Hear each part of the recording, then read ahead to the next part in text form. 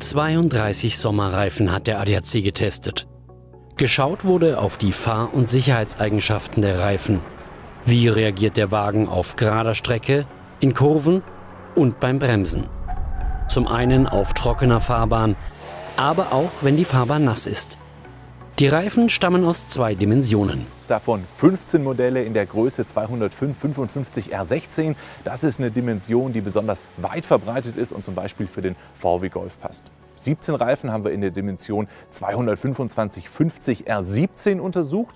Diese Größe passt unter anderem für den Audi A4. Im Ergebnis landen mehr als 2/3 der Reifen, nämlich 23 von 32 Modellen, mit befriedigend im Mittelfeld. 7 Modelle sind gut, jeweils einer ausreichend und mangelhaft.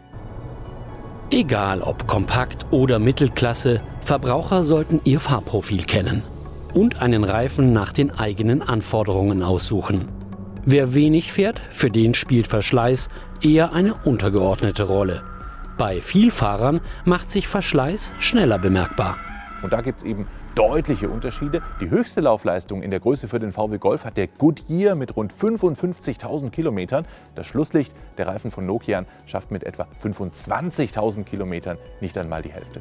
Unabhängig vom Verschleiß geht die rote Laterne in der Kompaktklasse aber an den einzigen runderneuerten Reifen. Runderneuerte Reifen sind umweltfreundlicher, weil ein Großteil eines alten Reifens wiederverwendet wird. Aber das Modell von King Miler hat deutliche Schwächen. Es ist nicht nur lauter als die Wettbewerber, der Bremsweg ist schon auf trockener Fahrbahn etwa eine Autolänge länger als der Bremsweg des Spitzenmodells.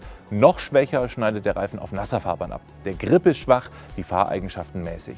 Der Reifen im Gesamtergebnis ausreichend.